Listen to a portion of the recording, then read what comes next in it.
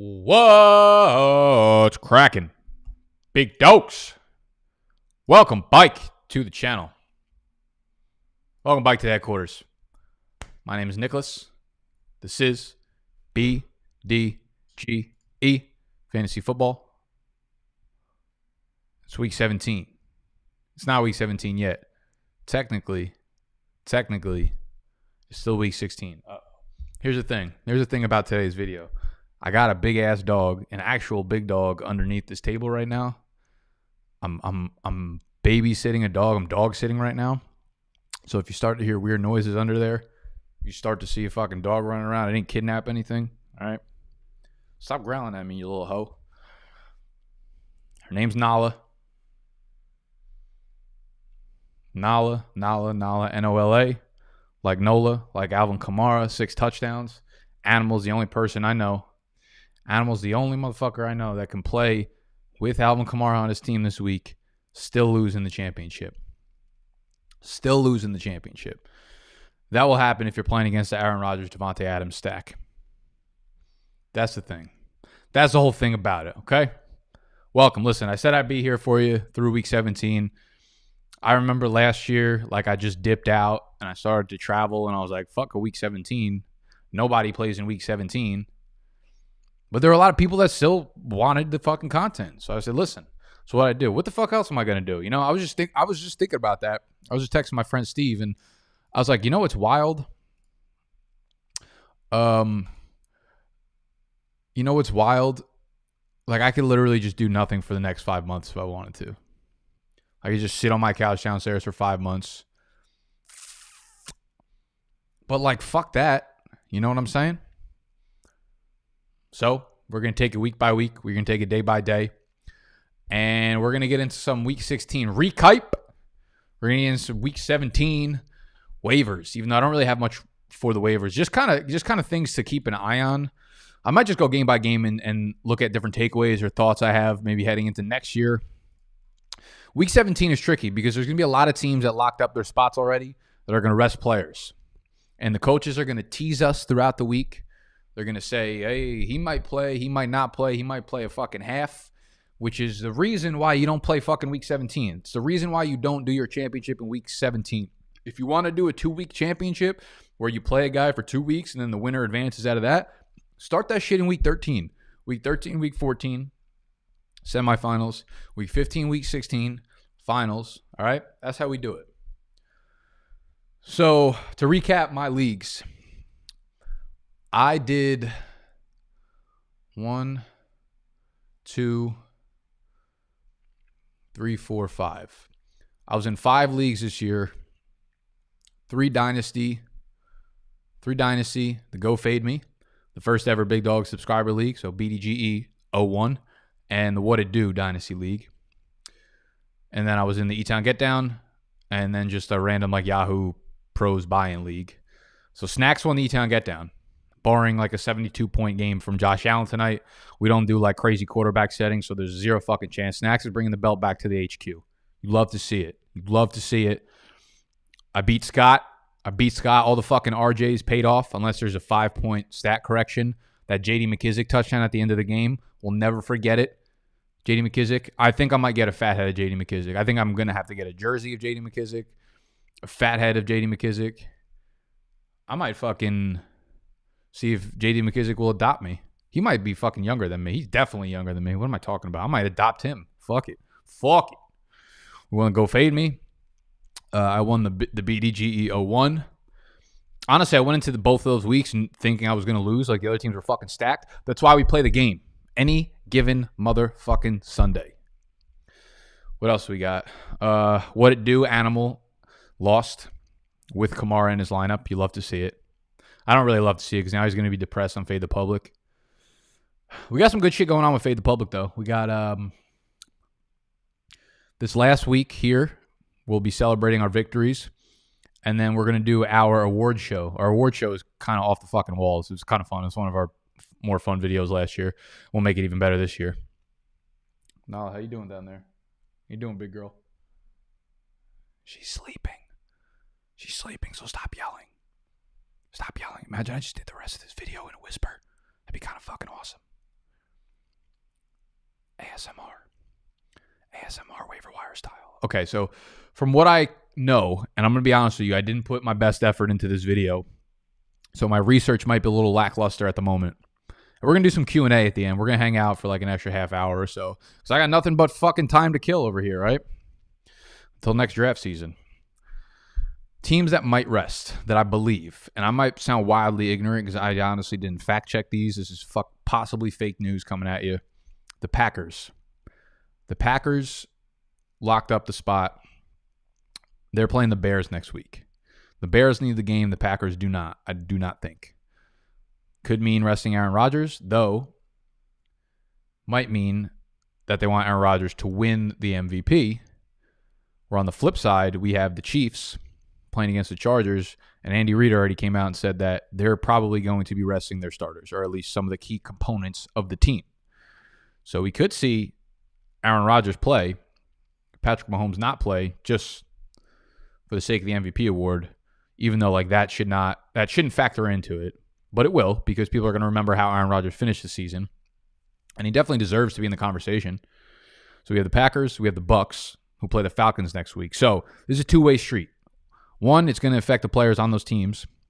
Two, it's going to affect, if it's like a very strong defense that they have, then a lot of their top players might be rested on the defensive side of the ball. Okay? So Bucs play the Falcons. Steelers, they have nothing to play for, but they play Cleveland, who is a win and in. Now, this is interesting because you would assume that they want to rest their starters, of course. But at the same time, like you don't want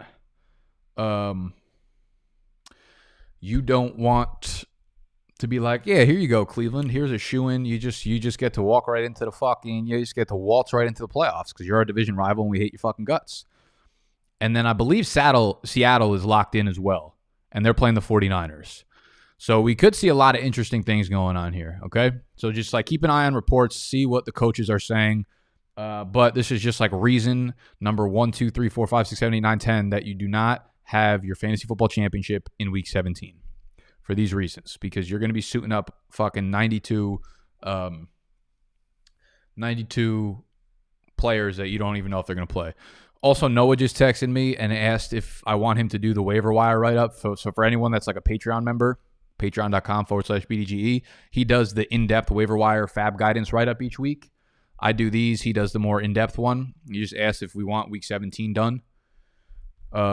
So for those of y'all out there that are Patrons, like, do you care? Do you want him to do it? I'll fucking put Noah to work. I'll put him to work, but not if you don't have to do it. What else we got? Let's look at injuries. A lot of quarterback injuries this week. Like, what are they doing at quarterback? We had Kyler Murray. Happened on one of the last plays of the game, and I just keep hearing the word, the phrase or the word leg whipped being thrown around there. I have no idea what the fuck that means. But apparently every indication says that he's going to be fine. He should be good to go. I think it's like a knee sprain maybe.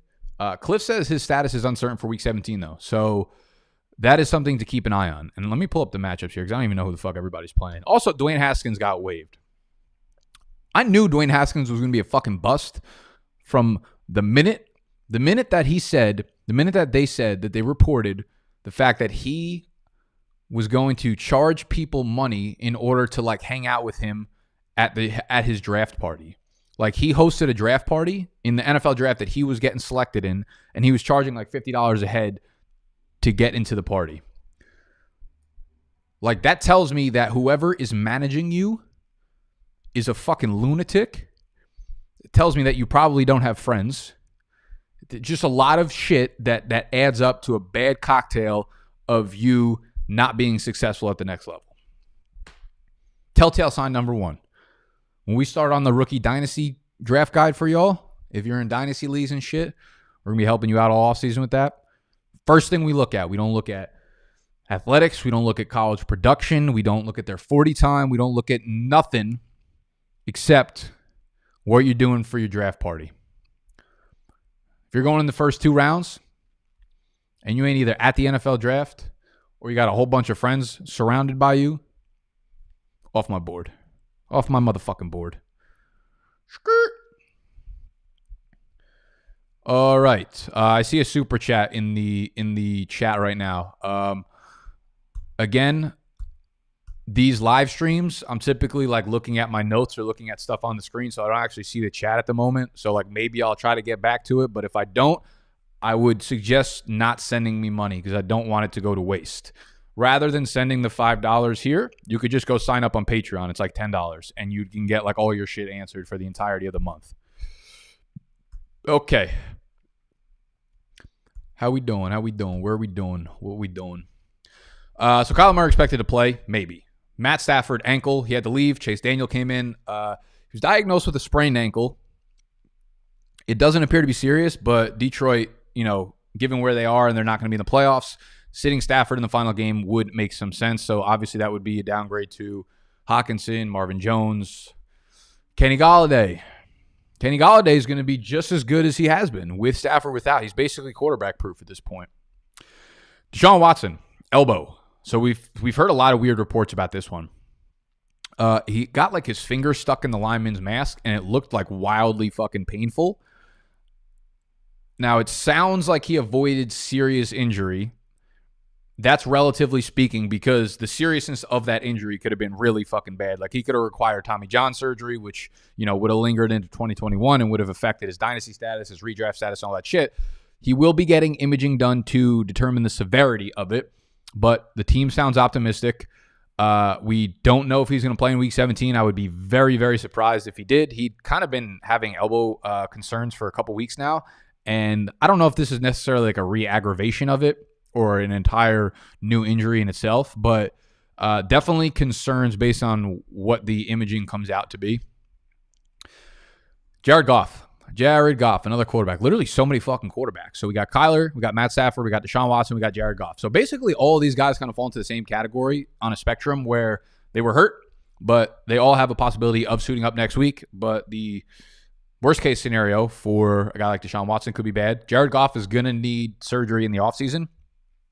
He fractured and dislocated his thumb. He still might be able to play depending on how if he can grip the ball or not next week. But I would assume it's a severe downgrade for the passing game there, even if he does play, because he probably won't be able to put a lot of zip on the ball. He won't be able to fucking throw them shits down the field, which I guess doesn't really hurt Woods or Kupp at this point because he doesn't fucking throw down the field to them either way. But Jared Goff might sit next week. On that same offense, we got Darrell Henderson. So shout out to Darrell Henderson because if he had gotten in on the 1 yard line right there, I would have lost to Scott in the Go Fade Me League. But he didn't. He suffered a high ankle sprain on that play. We already have Cam Akers dealing with a high ankle sprain. So Darrell Henderson's going to miss the next week, 2 weeks maybe. Cam Akers might still be recovering, so it's a very strong possibility that he also misses this upcoming week. And the Rams are playing where art thou? The Rams are playing the Cardinals next week. So I believe this actually is a big game for the Rams. Let's see. The Seahawks are 11-4. They clinched. I think they're fighting for the last playoff spot. Someone's going to have to. Here's the thing. Like, I know sometimes I sound wildly ignorant with this stuff. If the Falcons are out of the race, I don't really follow the NFL in terms of standings that closely until like Week 17 actually hits. Like, I don't know shit about defensive players unless they're like cornerback, wide receiver matchups. I don't know a lot about this actual football stuff, right? We're in the gritty doing fantasy stuff, but doesn't always translate to that shit. So someone tell me if the NFC West is even up for grabs right now because it could be an important game. But Darrell Henderson probably going to be out. Cam Akers probably going to be out. If that's the case, if Akers is biking, he's playing, I'm going to be a little bit concerned with the ankle, but I think you could probably fire him up as like a low-end RB2 because he's going to get enough volume. I think Malcolm Brown, I said it last week, like I thought this was a trap game for Darrell Henderson because Seattle's defense is a little bit better than people are giving him credit for. They've really turned it on over the last like 6 weeks. They've flipped the switch a little bit, and they've become one of the tougher defensive matchups for opposing fantasy players. So it seemed like a trap game always, but Malcolm Brown's going to get a shitload of work if both those guys are out. So Malcolm Brown, I think you can kind of fire up as I'm not getting too confident because he doesn't really have that much of a ceiling, just given the player that he is and his athletics, and he doesn't provide breakaway plays or anything like that. But he'll get all the goal line work. I'll probably catch some passes. So Malcolm Brown, pretty solid RB2 next week if those other two guys miss. Terry McLaurin, high ankle sprain's been confirmed. He's going to be out for Week 17 probably, more likely than not.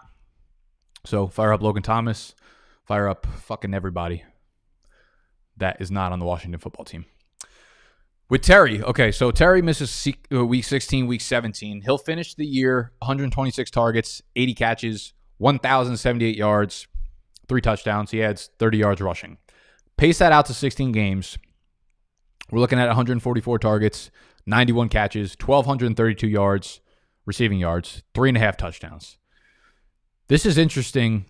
Obviously, he had his breakout year. It's interesting because we're in a real weird spot with the Washington quarterback situation. I'd actually imagine it's like somewhat of an enticing landing spot for free agent quarterbacks because you have a near elite defense at this point, or if you want to even call them elite, that's fine. Ron Rivera as the head coach, who players love to play for. You've got Terry, you've got Logan Thomas, you've got Antonio Gibson. Like, you've got some pieces on the offense. They obviously need to shore up their offensive line. Where they're at in the draft right now, they're 15th in the standing, so they'd have the 15th overall pick, but they don't have a great record. And anywhere in the NFC East is like really, really fucking wide range of spectrums when it comes to the outcome of the year, because I know like the Giants can be anywhere from, in their range of outcomes mathematically, they could be anywhere from the number 3 overall pick to the NFC East champions. So it's kind of like the best case scenario for all these teams. Washington's 15th. They're like a game ahead of like 10 teams. So I want to say that they can get all the way up into like the top 8 picks. But even at that, you're not going to end up securing a quarterback that you feel confident in is probably the face of your franchise. So maybe they end up with like the 8th, 9th, 10th pick, and then they trade up to a top 3 pick or something and land one of their guys. But I would probably feel more confident in them going a different direction because they have a lot of pieces in place. Now, I'm gonna be doing a lot of content over the next like month or two talking about different free agents and different landing spots and things that cover more like forward-looking stuff, projecting. We look at some of the free agent quarterbacks that I think, I don't even know if they really make sense or if I'd want Washington to even sign them, but here are a list of some of the free agent quarterbacks this year. We have Mitch Trubisky, we have Jacoby Brissett, we have Phillip Rivers, Ryan Fitzpatrick. I would fucking take Terry 101 if Ryan Fitzpatrick went to Washington. We have Andy Dalton. We have Cam Newton for as shitty as he's looked this year. Cam, Ron Rivera. You probably think they would have done it last year if they had any interest in it. But it's Mitch, Brissett, Rivers, Fitzpatrick, Dalton, Cam. Some of the veterans that I think could kind of step in and do okay. Do what Alex Smith is doing, if not better. Maybe they give Alex Smith another run at it if they don't end up getting a quarterback. But I can't imagine they don't look at their team and say, hey, we're a quarterback away, a solid quarterback away from being, the heavy favorite in this division. Even though I don't know if they'd be the heavy favorite because Dallas with Dak back is pretty fucking noise. Let's look at J.K. Dobbins. I actually have not really looked at J.K. Dobbins. I know he got hurt. He had the chest injury. I don't know if he came biking due to game. I want to say he did, though.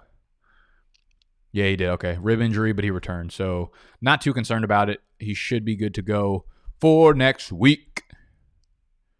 What else we got? You know what motherfucking time it is. Welcome back. Welcome back. Welcome back. Welcome back.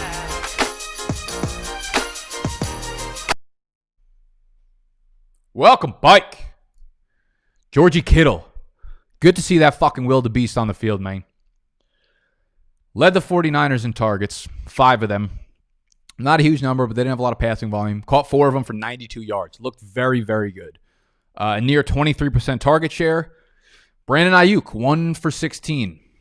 I'm not going to put too much weight on this one because it was it was CJ Beathard under center, Beathard, whatever the fuck you call him. He only threw the ball 22 times. So 5 targets for Kittle on 22 throws. And it seemed like every target for Kittle was just like a dart down the middle of the field, which you love to see. You love to see him stretching the field. It's still really difficult to get a grasp on this passing offense because we have not seen Debo and Kittle and Ayuk on the field at the same time. All these motherfuckers do is injury carousels, man. One guy gets hurt, the other guy pops up. The other guy pops up, the other guy gets hurt. So what does it look like when they're on the field next year? Honestly, we might never know. We literally might fucking never know. The Debo versus Ayuk debate is going to be really fun next year. I think that's going to be a huge debate in the offseason. This is very early to say, but I'll probably be on the Debo side of things. I like Debo more. I think he fits the offense better. I think Ayuk has certainly impressed everybody, and I don't think there's any way that you could just, throw out the analysis like, oh, he only did it because these guys were missing, because he's been really good in that time frame. It wasn't just like 5 for 70 games. He's had some explosion games where you're like, okay, he's a legit. He could be the number one while other teams know that he's the only weapon on the offense and still do his thing. So Ayuk and Debo are both going to be really interesting picks next year. They play Seattle this upcoming week, who I've said, have really improved on the defensive side of things, but they might be resting players. Welcome back to Antonio Gibson as well. Not a ton of volume, 10 for 61 on the ground, so 6.1 yards per carry, 4 targets, 3 catches, 8 yards. Not great. Pretty much exactly where we had him projected, in the live stream that starts it, Q&A, whatever. I said I think Gibson probably ends up with like 12 to 15 touches. I think the difference will probably be whether or not he gets into the end zone, which was a decent likelihood against the Panthers. Didn't end up happening, but he looked fine for someone coming off a high ankle sprain a few weeks ago. They play Philly next week, and they just let Zeke go for like a season high 105 rushing yards, almost 140 yards from scrimmage. So Gibson I feel pretty good about as like an RB2 next week if you got him, if you're in the playoffs and your league is still fucking running for some reason. I'd rather have Myles Gaskin, though. This dude is a fucking baller, man. I really, really hope they give him a chance next year to be a guy, if not the guy in this offense, man. He's been so fucking good. 14 carries, 87 yards, adds 5 more catches, 82 yards, and 2 touchdowns. So nearly 170 yards from scrimmage, 2 touchdowns. It's a beautiful day for Myles Gaskin. I'm glad he got to get back on the field and kind of show his shit one last time. Dolphins play the Buffalo Bills. Now, I'm not sure what the Bills situation is right now. For them playing against them needing to play next week against the Dolphins if they end up winning tonight, because they will be 12-3 if they win tonight. So someone drop some knowledge on the chat in that. But I think he had a monster day. I think I had Gaskin at like running back 22 in my rankings, which again, the week 17 rankings will be free. They will be available to everyone, not just Patreon members, which they usually are. Dynasty rankings for the offseason will be only available to Patreons, patreon.com/BDGE. But I'll post the week 17 rankings on Twitter, so make sure you're following me at Nick_BDGE. I'll post them somewhere on YouTube as well, so just keep a close eye if you are in week 17. I'll throw the rankings out there by like Thursday, when's the first fucking game this week? No Thursday Night Football on week 17. Okay, so I'll probably have my rankings out a little bit later in the week, given that it's really fucking annoying doing rankings like Wednesday, Thursday, knowing that there's just so much injury news to still come out, and then you got to change it for like half PPR and standard and full PPR, and it just becomes a fucking mess. So those will come out a little bit later, but rest assured, week 17 peoples, homies, I got you. So we had Gaskin above Ahmed. We didn't know how the backfield was going to be split, though. Like, Ahmed came out, and he was the actual starter. He got the first couple touches, and then it was all Gaskin from there on out. He's an RB1 next week against Buffalo. I don't know where my rankings are actually going to have him. Like, he might end up being like an RB14 just because we have like 15 RB1s next week. I don't know, but he's going to be up there. There's not a lot of guys I'd rather play than Gaskin right now because he looks so damn good. If we're looking on the waiver wire, so Keyshawn Vaughn is an interesting case. A lot of people liked him in the offseason. I still think he's fine. Like, you obviously hold him for Dynasty. He got a lot of work in this one, and he looked way better than Fournette. And you might look at it and be like, oh, they started phasing Fournette out, but they were also up like 40 to fucking nothing, so they didn't need Fournette in the game. It's possible that Rojo is bike next week, and Keyshawn Vaughn is not getting reps when it matters for getting into the playoffs. But again, I think the Bucs might be clear of moving up seeding or anything, or this might not be a game that matters to them, even though I feel like it does because they're only 10-5 right now. But if they've already locked up their seeding, there is a possibility that they go back to Vaughn and let him play out the regular season. Like, why push Rojo, get him another week of rest? Let's see what they got in Vaughn, because if they think they've got something in Vaughn, there's no reason to like re-sign a guy like Leonard Fournette this offseason when you have a better version of Leonard Fournette and Keyshawn Vaughn probably. So it's possible that Keyshawn Vaughn becomes like the head guy in this committee-ish thing versus the Falcons at home next week. Now, they already have the lineup in this one, which is they have the lineup for like almost all these games, which is interesting because it would mean that they're not expecting players to sit. So they don't have the lineup for the Cardinals Rams, which makes sense because both quarterbacks are injured. They don't have the lines up for the Chargers or Chiefs, which makes sense because the Chiefs are probably sitting players. But they have the lineup for every other game. It's -6.5 for the Bucs. So that would tell me that they do have something to play for, unless they just haven't taken it down yet.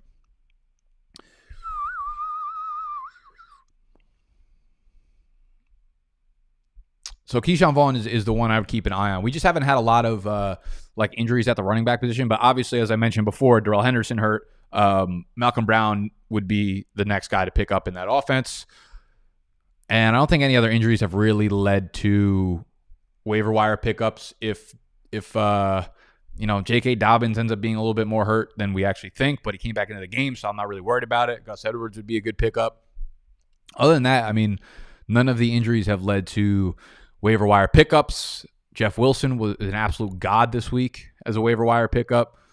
I told everybody to start him, thankfully. One of my good calls of the entire year. What else do we got going on? That's really like all I got. That's really all I got. What's good with y'all? I'm going to hop back into the chat now. There's not too much to go over in week 17, week 16, whatever the fuck it is. Let me go back to that question. Peter De La Cruz, please help for my keeper next year, only for 1 year, not dynasty, full PPR. Josh Jacobs, Eckler, Jonathan Taylor, A-Rob, scared of Marlon Mack.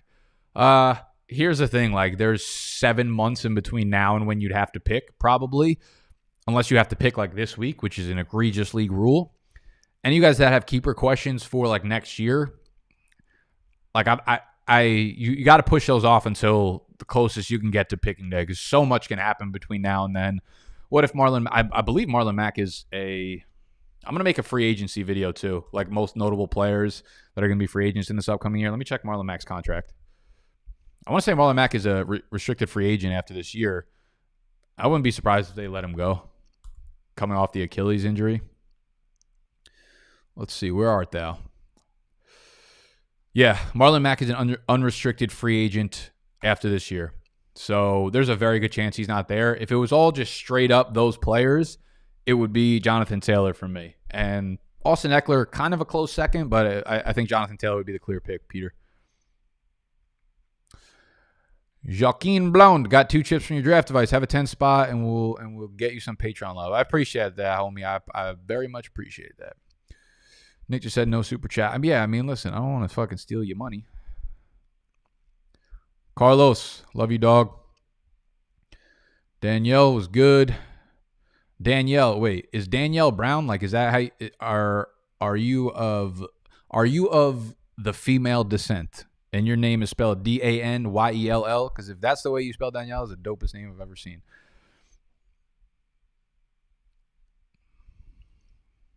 Did Snacks win? Yes, he did win. What are we looking forward to in the offseason? We have a lot of offseason plans, man. We have a lot of offseason plans. I actually have some of I'm trying to figure out my content schedule for the offseason. It's written down there on the whiteboard. So, okay, my bad, Daniel. You just have the word yell in the middle of your name, which is dope. Like, I wish my name was Nick Yell. That'd be fucking sick. So I think what we're going to do is Mondays will be my behind the scenes of the fantasy football interview series, where I interview one of the influencers or people that have created a company or brand or a podcaster within the space that I think is innovating the space forward. Probably my favorite piece of content to do in the off season. So those will be Mondays. Leaving Tuesday open right now. Got to leave one day open. It's crazy because like I do so much work during the season and I'm like, okay, it's the off season. Like I get to relax. And now I probably still have like 7 days a week of content coming out. Wednesday will be Bunk Bed Breakdown still. Mike and Noah will continue to do the thing, and I'll probably jump on a little bit more frequently now that the season's over. Thursday, I'll start off the offseason doing 1 season-long video a week. You know, something fun, something exciting, something, looking at the contracts that are expiring at the end of this year, looking at maybe like guys that I already know I'm going to be way too fucking high on this year, top 10 mistakes that I made in redraft this previous year and what I learned from them. So shit like that, I'll probably do 1 a week, not to like OD it for now. Friday will continue to be Fade the Public.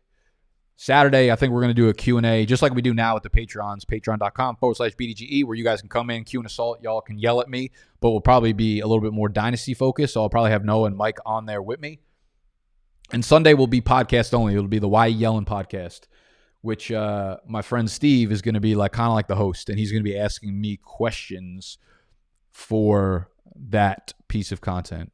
Just going over the background workings of our brand and what's going on in life and shit like that. So we've got a full calendar.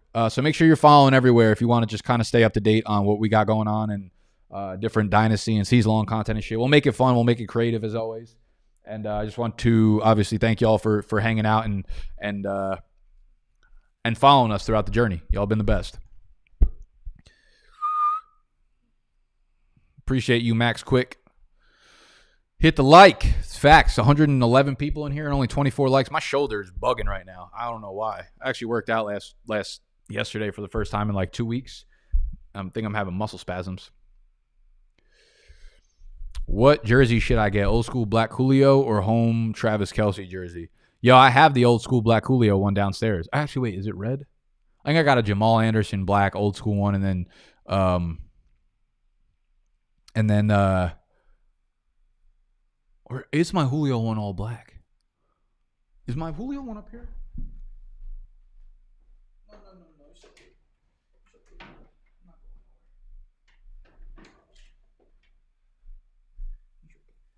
Say hi to the peoples? You want to say hi to the peoples?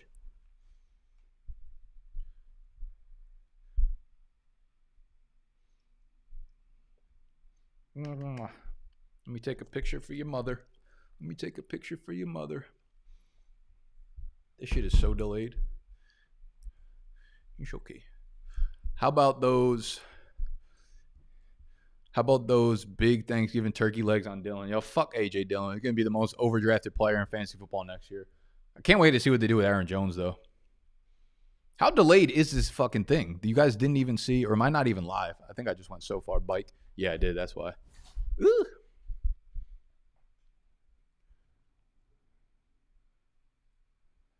You're a star. I'm going to put your ass down.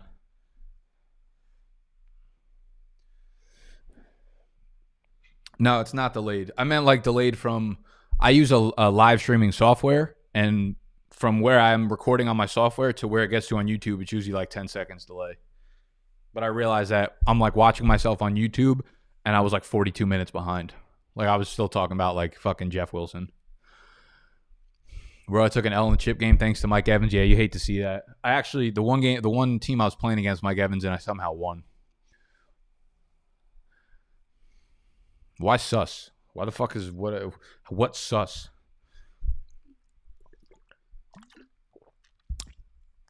When you're getting a dog as a mascot, I'm just not responsible enough to have a dog. Not yet, at least. I just like I can't. That's why I'm probably never gonna have like a girlfriend, except for the two I have right now. Fuck, played myself. I just like don't have energy to like focus on other shit. All I give a fuck about is Jeff Wilson at this point. Sup? Oh boy.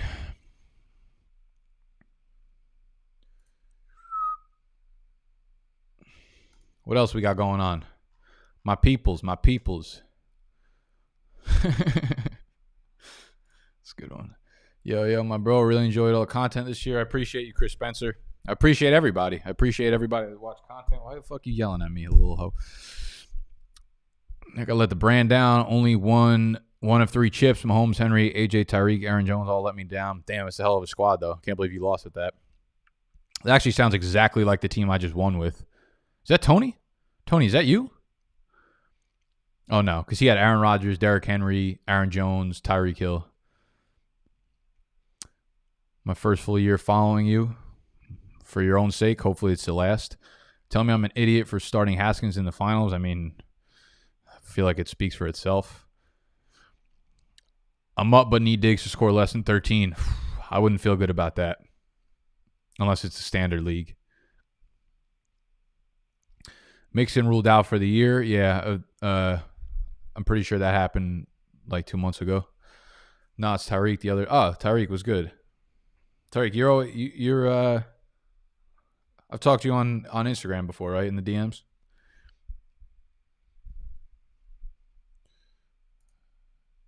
Skirt.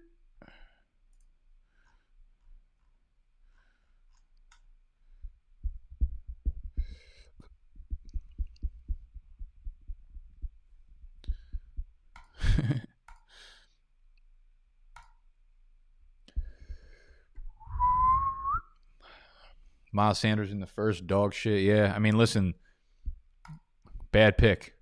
Ain't nothing I could say. Then again, this was just a year of pivoting. Like, there was 10 guys in the first round. If you took Saquon, if you took C-Mac, if you took Clyde, if you took, like, Jacobs, if you took Sanders, if you took a lot of – there's half the fucking first round was just miserable. This was just a year you needed to pivot, man. Nick, 3 chips. My first year playing. Can't thank you enough. Your advice and brand got me for life. Love you, Mike. Josh Allen, under over 20 points tonight. I think Josh Allen might go a little wild tonight. I'd be surprised. I would say, like, I feel like his floor is like 18. How's the neck? It's a little bit better just because I've rested it for like 2 weeks now. And I ordered a lacrosse ball, and I've been doing a little bit of like deep tissue work on that bitch. But it definitely ain't all the way bike. Any early off-season bust candidates for next year? I don't know. I haven't really. It's really going to come down to. It's really about to come down to where these people start going in drafts. Let me like look quickly at some of the players. Busts.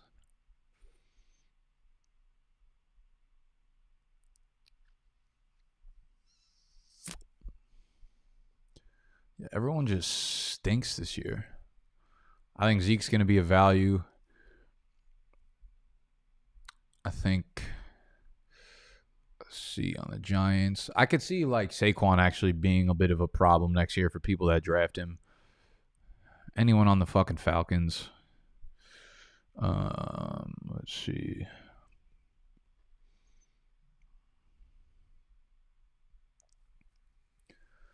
I think Montgomery might go too high. Yeah, I think that could absolutely be the case. I'm curious to see how high he gets because I feel like most of fantasy will be like he's going to get drafted too high, and it will push his ADP probably back to like the end of the second round, early third round, which I don't think is a terrible draft pick, but like I probably won't end up with too much DMont on my teams. Diggs and Allen combined for 56 points, half PPR. That's a lot of fucking points, man. That's a big night. But without Stephon Gilmore, if this fucking dog pees on my white carpet, I'm turning it into my white carpet. Burrow or Herbert for Dynasty? Man. I feel like at this point, I'll probably take Herbert. Really close, though. I'm going to have to redo my Dynasty rankings right now. As fellow Falcons fan, where do you think they will go with the first pick? Man, I don't know. Good question. If there's like an elite pass rusher, I'd kind of like to see them go there. I don't know. We have like a really high pick right now. I don't know if we're going to go with a quarterback. I kind of hope we don't yet. I feel like let's solidify the foundation of the rest of our team first before we just draft a quarterback for the sake of doing it while we still have Matt Ryan. It's not like he's playing his prime anymore, but he's definitely not like completely washed. I honestly haven't looked too much into the draft, much like overall players and stuff to know the landscape of, you know, what positions are really strong. Nick, which performed the best? I got like a headache right now. You ever get like headaches where it kind of like blurs your vision a little bit? That's what I'm getting right now. When I wake up too early, I don't get sleep, but then I stare at a screen all day. I always end up getting a headache, and I have that right now. Nick, who performed the best over the last month you think will carry over? You mentioned Cam Akers, JT, and JK. Any wide receivers? Yeah, those three for sure fucking blew the top off the last month of this season. Any wide receivers? Let's see. Who's been fucking balling? I heard that guy Devontae Adams is pretty good. Any truth to that? Let me see. Let's go last 5 weeks.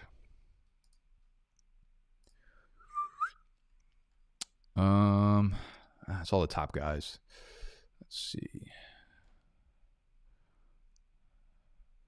Man, there's like no one really on this list that's performed well that I think is going to carry over much. Maybe Brandon Ayuk. Curtis Samuel, man, I'm really intrigued to see because he's going to be a free agent. I feel like he's going to be a nice pickup next year at value if he stays with the Panthers. If he doesn't stay with the Panthers, though, I have very little faith in like most coaching staffs understanding how to use a weapon like Curtis Samuel. Falcons going running back in the draft. Yeah, I do. I do think we're going to go with the running back in the draft. I'd be cool with them settling on a running back in the second or third round. We need some kind of run game, but I also think that falls more on Dirk Cutter than the running back. Where do you think James Robinson will go next year? It's all going to depend on the offseason. Like, they get Trevor Lawrence, and then if they don't draft anybody, if they don't draft a rookie, I mean, he should go, like, he should realistically be like a back-end first-round pick, if not higher. I probably might not take him. Probably like top 15. Should the Dirty Birds even stick with Todd Gurley? Absolutely not. It was 1 year. I tried to tell people, I was like, listen, a 1 year, $5 million contract for a 25-year-old running back, like, clearly they didn't have confidence in him. And that's what happened. There's no way they re-sign him. Yeah, if the Jets win and they re-sign Gase, I don't even know. Us Falcons fans and Jets fans should combine to be like super fans of one team. Is Devontae a top 6 pick next year? Yeah, he'll probably be like a top 5 pick next year. Although I still think the move is going to be going back to running back heavy early and often. Mock 2021 fantasy draft. Yep, we'll get one of those out soon. We'll probably do it for Fade the Public, actually, within maybe 2 or 3 weeks. Where's Justin Jefferson going this year? Yeah, Justin Jefferson will be going, I would say early third round. I think maybe he'll even creep into the back of the second. James Robinson is so limited by game script that it's not true. He played like 100% of the downs this year. Nick, you think Matt and Julio both stick around next year? Yeah, I think the cap hits are like way too high for them to get rid of them. Good shit, Jay. All love, baby. All right, y'all. I'm going to bounce out now. Go find some fucking Advil in the gutter or something because I don't have any in my apartment. Maybe I'll take some PKs. Not that I have any. But if you want to send me one, I'll let you know what my P.O. box is. All right. That's it. I'm out. This video was probably wildly unhelpful. But congrats to anybody that took home the chip. Congrats to anybody. Make sure if your game is still going on that you congratulate the other person. You got to be fucking RJing. Always RJ. RJ is a fact. It's a science. It's a math. It's proven to work. 90% of the time. 50% of the time. I love y'all. I'm out. Goodbye.